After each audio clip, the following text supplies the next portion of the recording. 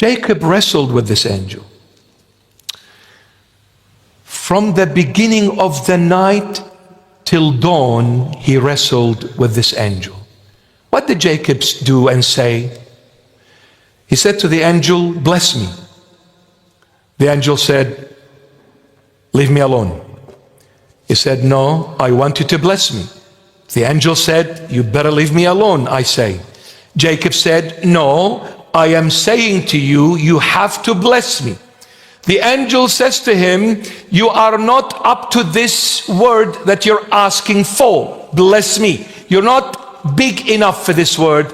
I'm saying to you, you better walk away before you cop it from me. He says, no, I will not let go of you until you bless me. This was the wrestling from night till dawn. All night long till dawn. Jacob says to the angel, bless me. The angel says, walk away, go away. Bless me, walk away. Bless me, walk away. When dawn came,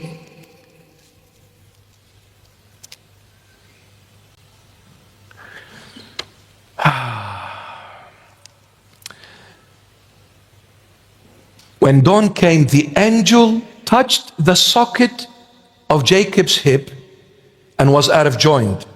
He dislocated his hip. He dislocated his hip. You know why he dislocated Jacob's hip? I'll tell you why. Last week, I don't know if you remember this, I'll refresh your memory. Jacob came and arrived at a well, and there were 3 shepherds. And then he said, do you know Laban? They said, yes. In fact, his daughter is on the way to the well with her father's flock, sheep. He said, okay, well, while she's coming to the well, why don't you just pull water out of this well and give water to your flock?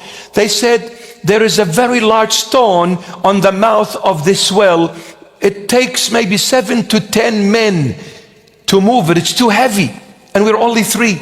We need to wait for more shepherds to come in order to move that stone from the mouth of the well to draw water and give it to the sheep or to the flock.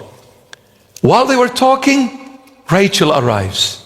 For the first time, love at first sight. Jacob looks at Rachel and they say, here is your uncle, here is Laban's daughter. He looks at Rachel and he sees her stunningly beautiful. And he said, I didn't know my uncle had such a beautiful daughter. So he tried to be a show-off. So he went to that large stone and he said, I'm going to be a show-off and show Rachel that I am the most powerful man on earth, baby. Yo, what's up? So he put his foot firmly into the ground, meaning he leaned on his hip to push the stone. He relied on his hip to push the stone. He relied on the hip and he pushed the stone by himself. Rachel saw this man for the first time she sees him. One man moves the stone, only maybe up to 10 men can only move.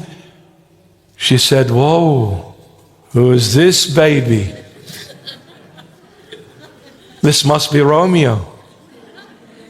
That Juliet has been waiting all along. So she liked him.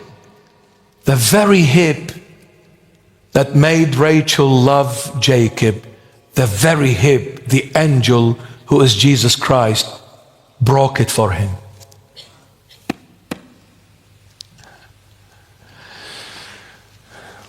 Whatever you are boastful of, Christ will break it for you.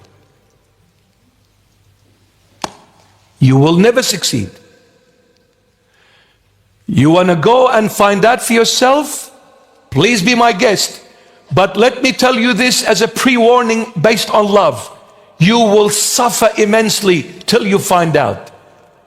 The Holy Bible is telling me and all of us, Don't try to find out for yourself, because if you do, God is known to tell you and speak the truth. He is the only truth, and everyone else is a liar.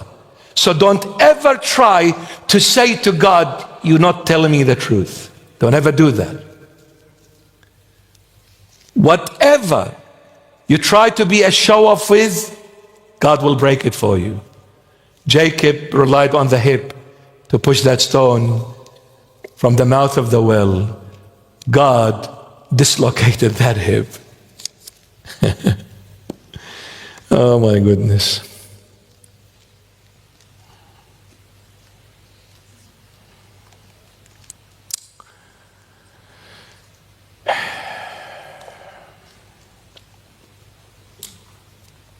My beloveds,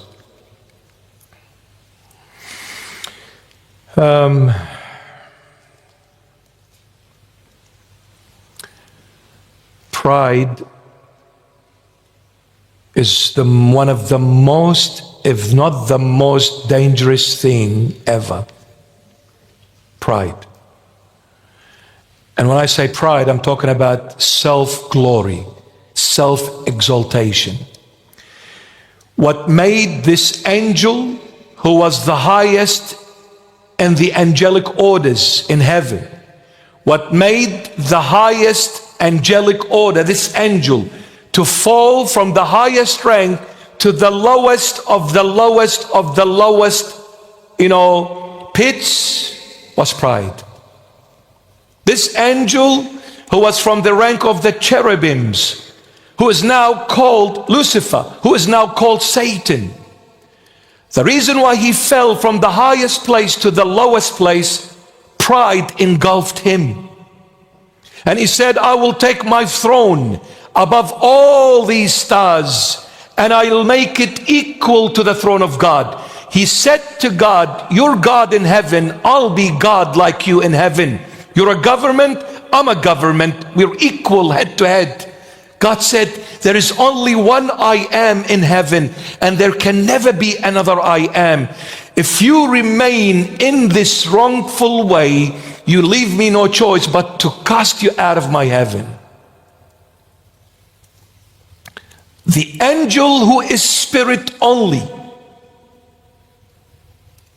spirit only. Angels are made out of fire and light, by the way. Angels are made out of fire and light, very powerful and very knowledgeable. And especially the cherubims, which is the highest rank in the angelic orders. The Holy Bible, Genesis, says that they are full of eyes, and the word eye in the Bible represents knowledge. Knowledge. So this cherubim is full of knowledge. That's why Satan is full of knowledge.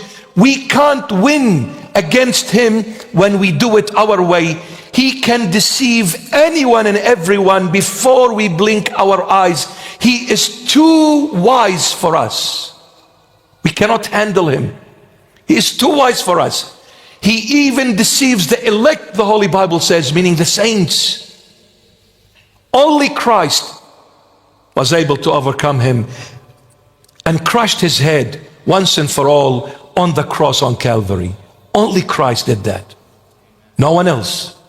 No one else. No one else. Only Christ alone. Nobody assisted him. Nobody helped him. No one. No one. Only Christ. So my beloveds, if you think that you can do things on your own, and if you believe that you are free, and people coming in the 21st century trying to bluff you and lie to you and deceive you that you are living in a democratic country, it's freedom, you can do whatever you want, dress up, be whoever you want, male, female, in between, this, that is the deception of the snake Satan, the father of all lies. No one is free. No one. No one. He realized it, but it was too late for him to fix it. Pride engulfed him, and he wanted to be like God. Like God. He fell from the highest place to the lowest place, which is hell. From this illuminative spirit to a dark, illuminative, beautiful spirit to a dark, ugly spirit. Now he's getting angry. But the Holy Cross rebuke him right now. In Jesus' mighty name, Satan be gone.